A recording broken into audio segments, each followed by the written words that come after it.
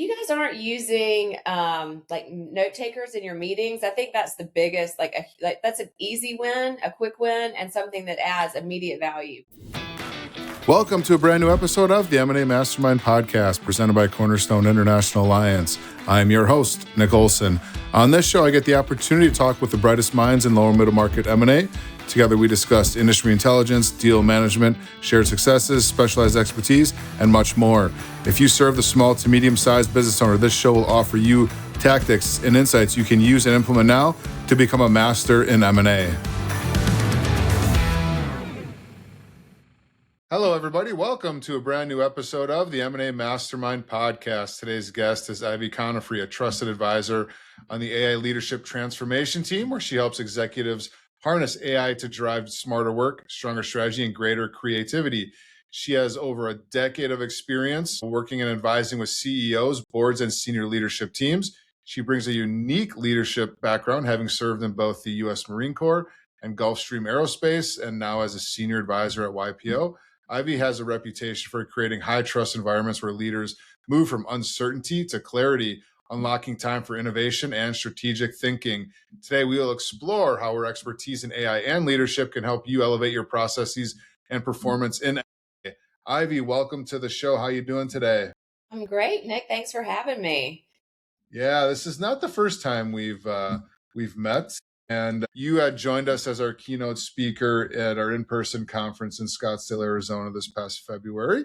So really appreciate you doing that. It was great to just hear the feedback after we spent the morning with you on, AI and prompting and crit, which we'll get into here in a minute.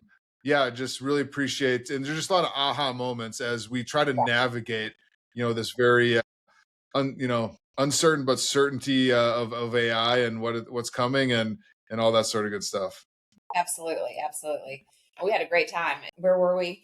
Scottsdale. Yeah, that was a cute little hotel. Yeah, it was really cool. It was just a nice independent, like eclectic kind of hotel, and we had lots of fun, and appreciate you coming in and joining us. I learned a lot, and I use crit frequently. But to kind of start, tell our listeners about your background and your company, AI Leadership, and the work that you guys do.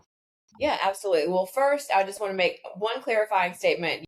When you were going over my bio and introducing me, you said I served in the Marine Corps. I just want to be clear. I was a civilian in the Marine Corps. I don't want to steal anyone's valor there. I always want to make clarification because I'm not that tough. You never do, they do. But yeah, so after that, after working for the Marine Corps as a civilian, I went and worked for Gulfstream Aerospace, and from there worked for an organization called YPO, Young Presidents Organization. And that's where, it's a group of CEOs, young leaders and entrepreneurs and all sorts of interesting folks. But I spent 10 years doing, working with boards and working on strategy, and seen if you could imagine in an organization like that, every speaker imaginable, read every business book, been very kind of in the know the past 10 years. And I saw Jeff Woods, the author of The AI-Driven Leader, speak at a YPO event in February of 2005. And you could just feel the energy in the room. All of these other, YPO members, CEOs who had also seen all of these things. You could just tell there's something different about this. And his approach to AI is just so different because it's not technical. It's just for the everyday person to realize how to communicate better with AI and use it to really focus on that 20% strategy that's going to help you grow your business. So from that energy, I hired Jeff to come do a strategy session down in Charleston, South Carolina. I'm sure you can tell I'm from the South. And he came down. It was a smaller group of about 20 leaders. And after that 2-hour session with him, kind of like the one I did with you guys in Scottsdale, you could just like the light bulbs going off. And I actually had one CEO say to me, it feels like the ceiling is now the floor for me and my business. And so I was like, this has been a great 10 years with YPO, but AI is the new thing. And if we're really trying to build better businesses, let me jump on board. So last October, I left YPO full time and I came to work for AI Leadership, and that's how I got here. And it's been a really fun journey. How have you integrated yourself into the AI world to come into this, back in October? And, what are the things that you guys are, seeing out there that you guys are really talking about now as it relates to AI? Yeah, well, AI is just changing so rapidly and growing and getting better every day. And so I think, the one philosophy that we have is really to drink our own champagne, right? If we're talking about AI and teaching people to use AI and implement it in their daily life, let's do it for ourselves here. And so our team is really great about sharing new things that are going on. One thing, for a long time we were all using Chat GPT, and now I know like a lot of companies are saying, well, we use Copilot because we're a Microsoft. We use Gemini because we're a Google, and just trying to figure out which one's better and how does that work. And so just trying all the different ones. And I think, right now really diving into Claude is super popular right now. It's kind of taken a big step above some of the others. That's not to say the others aren't great and won't get there, but just practicing and trying and using AI in your everyday life, I think is the biggest key. Like I have on my computer here, how can AI help me do this? Mm. Because we're not really programmed naturally to think that way, right? Especially leaders. We're always thinking, how to solve this ourselves, right? Not how to ask for help. And so now you kind of have this secret weapon in your back pocket where you can ask someone for help. And you can not just someone, but any expert that you want AI to be, you can assign it that role. And we'll get into that in a little bit. But you really do have a competitive advantage because you've got kind of a thought partner with you. Just you showing that, and I think you mentioned that post-it note in your presentation to us, but it is a different way of thinking. But it's like, it got me thinking like I don't think that way right now. Like, how can AI help me with this? And it's something that I think people need to embrace and adopt because it is there to help you out, not be this overwhelming thing that a lot of people might think it is. Yeah, I know. Well, and there's a lot of distractions out there too, right? So I think Crit and the AI leadership message is really let's use it to focus on the things that are going to make a difference, right? Like it's fun to put a cat's head on a dog's body and make a funny meme, right? But that's not helping us in any way. So how do we really use AI as that thought partner? How do we leverage all of the knowledge that it had, the collective knowledge of the world basically. I mean, think about how many books you've actually read and how much of that you've actually retained. It's fairly small compared to the hundreds of millions, maybe up to 500 million books that AI has read, and it retains all of it. So it's got this wealth of knowledge that we can now rely on to kind of help us think bigger. So when you're talking about AI and the adoption of it, embracing it, in the M&A space or even in general, what do people where do they start? What should they know? What should they be looking at? Because, and we're going to get into prompting, here as kind of the brunt of our conversation, because that is so important to, using it appropriately. But, someone who's confused or overwhelmed with it, like, where's a good starting point? So I would just say a habit, like so making sure you set aside some time or think of it at least once a day. Do some of your work through AI once a day. One problem that you have, just remember, how can AI help me do this? And just get in there and start talking to it. Communication is key with AI. So AI wants to make you happy, right? How many times have you gone into your LLM and you write something and it's like, oh, Nick, you're so smart. Thank you for pointing that out. Every time it's like trying to make you happy. And that's what it does. It will search for the easiest answer that will make you happy, right? So the least amount of work to make you the happiest. So what we want to do is communicate. It's not a fancy Google. It's a lot more than that. And you want to give it all of the information about yourself, your client, your business, what you're working through, what the struggles are, what you've already tried, what's going to happen if it doesn't, like if you don't get this solved. Give it all the information that you possibly can, and then just keep communicating with it. And like you said, we'll get into that prompting later. But I think that's the biggest mistake is people just use it to write a better email, which is great. I mean, I like for my emails to sound better too, but that's not helping anyone achieve a goal, right? Your email doesn't get you promoted or get you that client. And so I think if you use it for more than that and more of that strategic thinker, you'll once you start flexing that muscle or using that muscle, you'll get better and better and better at it. What about like workflows and just processes and things like that? I feel like that's a place where people can become more efficient or, get something, really understanding. I do this process, but maybe I don't have it written down or no one knows it, but what's inside my head but putting it on and leveraging it to do processes and and things like that, and just, be more, because you said 500 million books AI has read. I mean, that's a crazy number that we can't even begin to fathom. But leverage all the stuff it can do to put something in front of you in seconds, like that saves us time. It becomes more efficient. Like that's Absolutely. something that I would imagine, just documenting those processes or those workflows would be huge. Absolutely. A couple of things on that. One is yes. So you just hit the nail on the head. AI is not going to replace you or your job. That's what so many people are afraid of that. And I think, if we just realize this is another tool in our tool belt, this is another like technological leap. I can remember, when I started, I'm going to age myself here. When I started college in 1997, I had a professor that wanted me to email a paper. And I was like, you've got to be kidding. This guy wants me to go to the computer lab, type this thing on a computer and email. What is it at Ivey at edu? Like, I don't even know what this is. Why can't I just type it and walk it over to his classroom and turn it in? Imagine today if someone wanted you to type out a term paper and walk across campus and turn it in. Whoa, what a Yeah. complete 180, right? So it's the same thing with AI. It's just another tool, right? So we're not typing our papers and handing them anymore. We're using email, and now we're getting even better, right? So that's the first thing is, just knowing it's another tool. Secondly, I would say, gosh, I lost my train of thought here. Oh, I know people get really overwhelmed when you say, oh, it can do workflows and it can be your assistant and you can create an agent and this and that and the other. Guess what?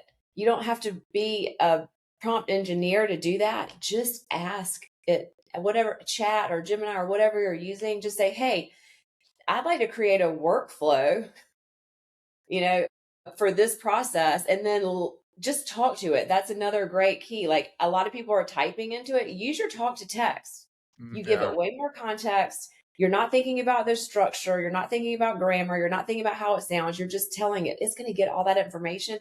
And then it'll walk you through exactly how to build those prompts and how to build those agents and how to build out those workflows. So I would say just for that all sounds, I think that's the thing. Everybody thinks, oh, that sounds so cool. That guy's so far ahead of me on AI. He's already got these agents and he's got his workflows built and all of this. No, he's not smarter than you. Just type it in. Just ask AI. It'll tell you how to do it. Yeah. Let it be your companion. Yeah. You have all this time, like you said, you condense like all of the time you spend writing, proposals and getting it for, digging through files for information. So now you really have time to focus on, getting those proposals in the right voice, building those relationships with your client. You have more time to do the things that matter that are really going to grow your business because you've saved that time with AI. So it's not going to take your job. It's just going to make you better at your job. Yeah. Now you mentioned, using I remember you specifically saying that, and it's like it's so much easier to just talk into the platform instead of typing. But a way to create a workflow or a way to set up something that can really understand you is prompting, and your CRIT prompting methodology or framework. Tell us about what CRIT is and why prompting is so important. This episode of the M&A Mastermind Podcast is powered by Cornerstone International Alliance, where leading M&A firms come together. As part of this international network, you get access to global opportunities, over 200 M&A experts, enhanced collaboration and knowledge sharing, and some of the best M&A tools and resources available, all to help you take your firm to the next level. Ready to join this exclusive network? Visit cornerstoneia.com/new member today. Okay. So first of all, prompting is important because it's not a fancy Google, right? You want to give it a lot of information. And CRIT, I know we've said it a bunch of times and these people are going, what in the world are they talking about? It's just an acronym: context, role, interview, and task. So the first is really just instructions that you give a really high performing employee, right? You're going to tell it what you want it to do. You're going to give it the context, tell it the role that you want it to play, ask it some questions or have it ask you questions to get clarity, and then tell it what to do, right? So this is your thought partner. We like to say that we're the thought leader as the human and the AI is the thought partner. So the C in CRIT is context. And this is where you want to give it as much information as you possibly can. And I don't mean like 2 sentences. I mean, press that microphone button and just start giving it everything. This is where I work. This is my role. This is how long I've been here. These are our clients. This is the issue we're working on. This is the roadblocks we've hit. This is what's going to happen if we don't get this solved. Just and continue going. When you think you've said enough, dig for a few more sentences. Give it everything. And then you want to type in role. And this is where you want to assign AI the role that you want it to play. It can be any expert in the room. And here's the thing, you can assign it a role like a person. I want you to be Steve Jobs. I want you to be Warren Buffett. You can do that, but you can also get way more nuanced, right? You can say, I want, you to be, I don't know, act as a senior M&A advisor preparing a CIM for a founder-owned HVAC company. So you can tell it exactly who you want it to be based on your client and based on what you're working on, right? So then it's going to answer all your questions from that point of view. And then interview, this is the really cool part. This is where you turn the tables, and instead of asking AI questions, you have AI interview you.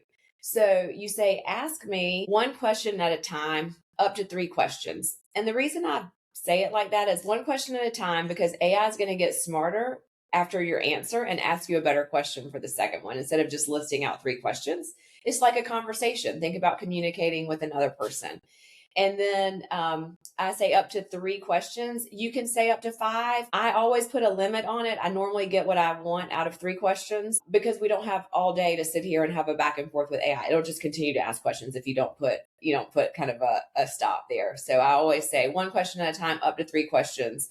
Sometimes I'll go up to 5, but 3 typically does it. And then task, and then you just tell it what you want it to do. I want you to give me 3 high impact, non-obvious strategies to solve for this challenge, right?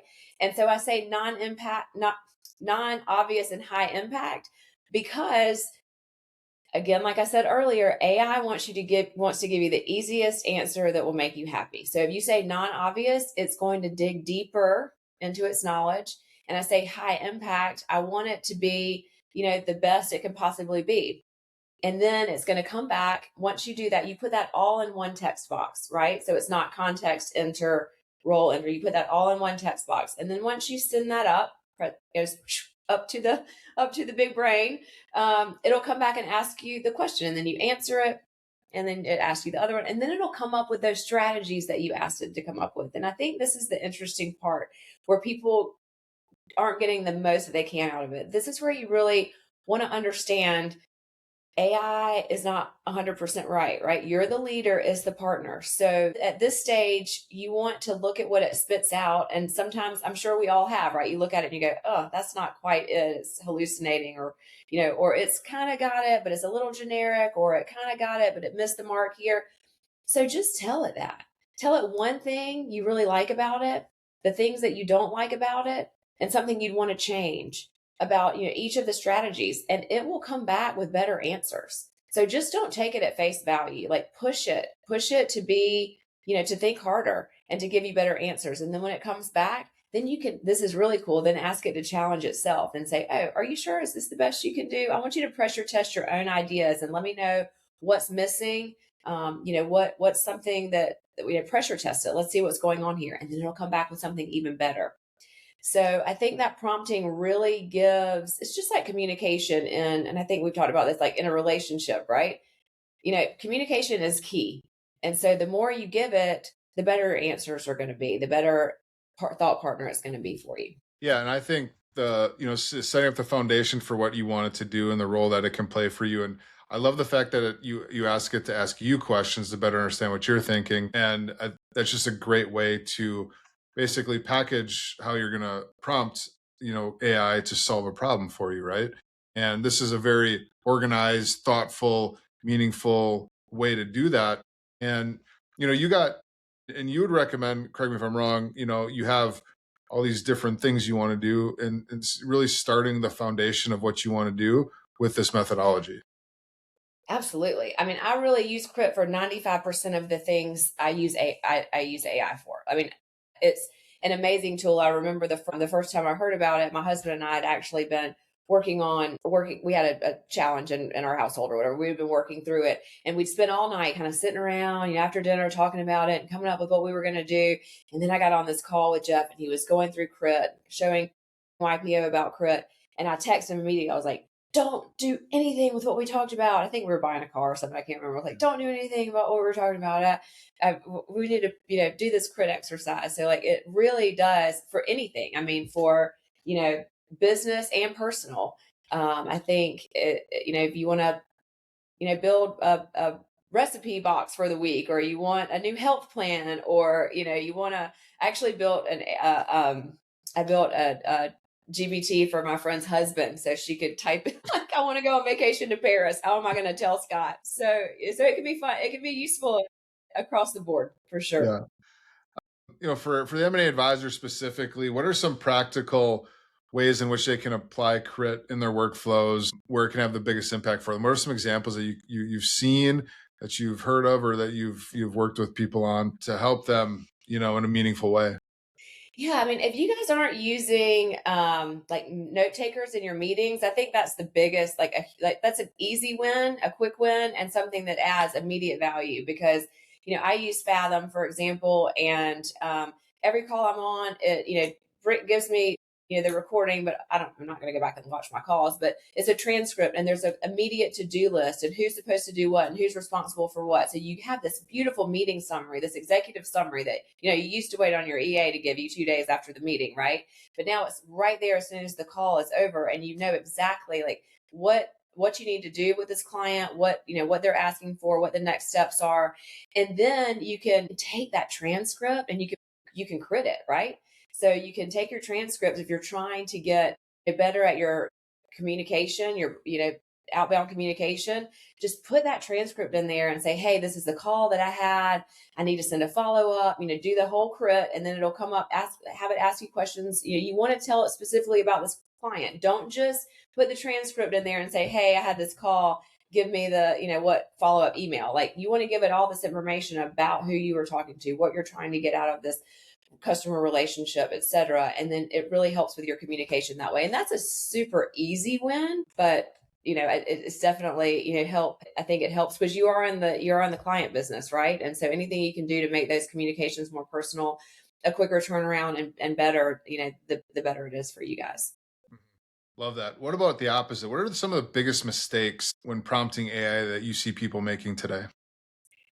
Yeah, I mean, I would say, skipping the interview step is huge. They don't want AI to ask those clarifying questions. And I think that really gets you into a whole different level of thinking, because it asks hard questions, right? I mean, you use it sometimes. It asks you questions that maybe you weren't thinking of. And so it sends your brain kind of in another direction. And so I think like the iteration of the answers just get really, really good. So I would say skipping the interview part, because, you're just kind of barking orders at it. Skipping that interview part is really a disservice to digging deeper into your thought process. And then the other thing is treating AI like a really smart Google instead of a like high performing analyst. Because again, I can't say it enough, better inputs exponentially create better outputs, or create, it's just a whole different ballgame. It's a whole different ballgame.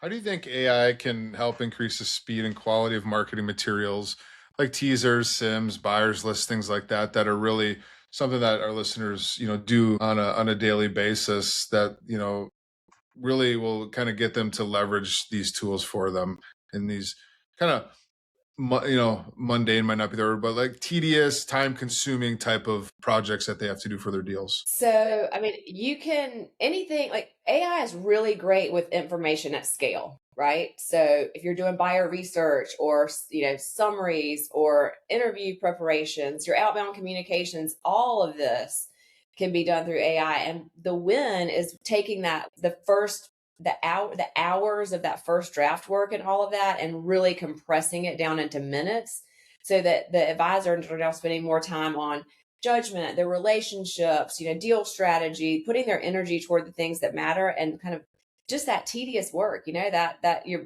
back in 1997 in the library digging through the encyclopedia, right, is now just done in, a few minutes. So that, I think that's the big place where you can have the biggest impact, especially up front.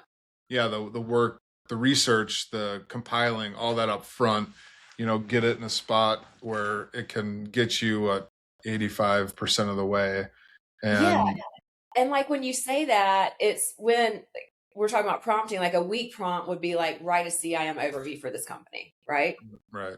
But what you really want to do is say, act as a senior M&A advisor, targeting, mid-market PE buyers, like give it all this information, ask those clarifying questions, then draft a differentiated summary focused on recurring revenue, growth opportunities, those types of things. When you use crit, let's just say for Sims in general, it's something that's going to be new for every deal, but I think the template, the structure, the things that you want to make sure are in a quality sim are the same type of stuff. And when you're using crit, can you use it in a way? Are you saying, can you use it more generally speaking, or would you recommend starting the crit prompting specific, brand new for each deal, each sim that you're creating? You could definitely go into and create like a GPT or just a little, what depending on what LLM you're using, Yeah. and you can personalize it and give it all the information about what you want that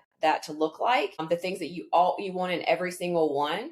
And then you can go to that GPT and create all of your sums in there, right? So it already has the basic overview. And then you would want to get obviously specific for every company, but you could create kind of a space where you're doing this and you don't have to give it the same directions every time.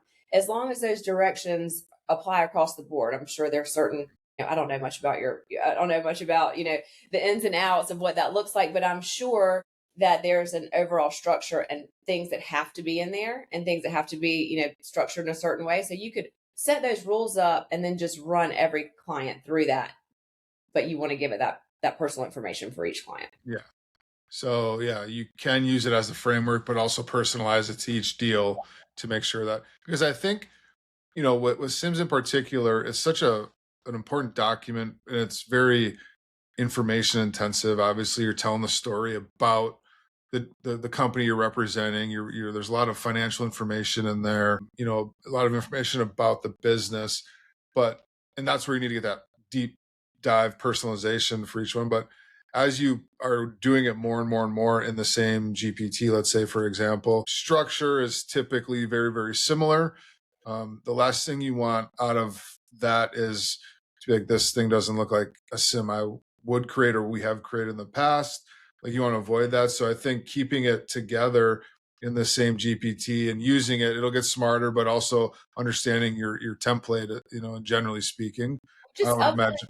what you already have, like what you've done and you upload it and say, hey, I want it to mimic this. What would you say, talking about uploading, what would you say, especially in this business, this industry, there's a lot of confidentiality, a lot of information that, you don't necessarily want to get out there. If someone in this space is nervous and maybe resistant to using AI because of confidentiality, what would you tell them? Well, I would imagine, their firm has some sort of governance, around approved tools, et cetera. And typically around that, there are, guardrails where, you're not sharing your information so that the LLM is learning from your information. But I think the biggest thing is, let's put it in perspective. If you put your business strategy, for example, in ChatGPT, I can't go to Google and be like, what's Nick's business strategy that he just put in ChatGPT, and it's going to pop up. Like, it just because you put it in the LLM doesn't mean that now it's searchable on Google. So I think that's a misconception, that as soon as you put it in there, it's like posting it on putting it on a website saying, come look at all my information. And that's not really how it works. If the model is training on your information, which it shouldn't be if you have all that turned off, and especially if you're using some enterprise within your organization. But if it is, it's a scintilla of a data point in a gazillion data points, right? So it's just, I personally, and this is, for everyone to decide for themselves, how comfortable they feel. I just don't feel like my information is really floating around out there where someone can Google it and find it. I don't think that's how it works. That's my understanding. I do believe kind of their terms of agreement and what they say they do. But if you're really that concerned about it, your company could build their own kind of firewall around it where nothing ever gets out. It's fairly expensive to do that. So I think there's just a question around, how much are you willing to risk for the reward, right? Because the reward is so great because it gets you thinking so differently. It compresses your work into, the tedious work into minutes and allows you to do the part of the work that is creative and gets you thinking and it's customer facing. So I think, first of all, your company is going to have approved tools and policies and rules around sensitive information. Secondly, the goal here isn't just like reckless automation, put everything in there and let's put out, the secret sauce. But if you combine the AI speed with human oversight and you've got your enterprise grade safeguards, I really don't see much of a risk. Yeah. And it's something, it is a good point. Like there's so many, like you said, data points out there. It's like ours are not that cool and interesting. I don't think that'd be a big deal. And what else, with just AI in general, what can we tell our listeners as far as prompting goes? Like what are a couple of best practices, or maybe someone who's listening to this episode, how can they go back and teach their team some prompting habits that would maybe not overwhelm them, but also provide, positive impact? Yeah. So, AI adoption happens when people use it repeatedly and get wins, right? So there's kind of, we call it the empowerment curve, right? So you have a starting point and, you just logged in for the first time to AI and then you try it and something really cool happens. You're like, wow, AI is awesome. And then you do it again and it hallucinates or gives you an answer you don't like, or you're like, and you kind of, your energy falls off and you're like, this really isn't all it's cracked up to be. Robots can't replace humans. This is, it doesn't give you the right answer, not, 10% of the time. But if you stop there, then you kind of are missing the boat here. You just got to keep doing it little by little. Like I said, the biggest thing you can do is for 30 minutes a day, just for the next 30 days, even 30 minutes a day for the next 30 days, just put this on your computer. How can AI help me do this? And then I have another one. Actually, I don't have another one. I used to have another one that just had CRIT, CRIT, context, role, interview, task. So I could always remember, how can AI help me do this? Let's apply CRIT. And so I think instead of going to your, teams and saying, hey, push AI into everything you're doing, or, don't do it because we're afraid, whatever it is, just say, hey, here's something easy you can do. Here's this CRIT model, just to explain. And I don't know if you have something where you post this, but I can send you a little CRIT document you can put up there. That'd be great. And just context, role, interview, task, and just do that every day for 30 days on something you're working on, and you will be a different person. Mm-hmm. You will work differently in 30 days. You say 30 minutes, 30 days, like working out, yeah.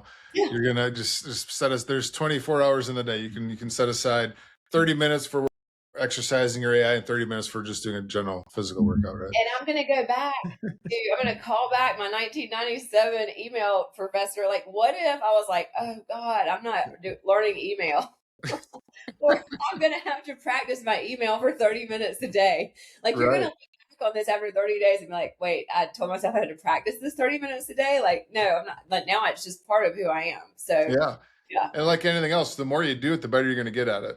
Absolutely. Absolutely. That's the thing. I think for me, when I first started, I would just kind of stop, after I got the answer. Right. And then I realized, and then I was like, oh, now I got to go like put this into a plan or a spreadsheet or make a white paper or whatever it is. And I realized, no, it can do that too.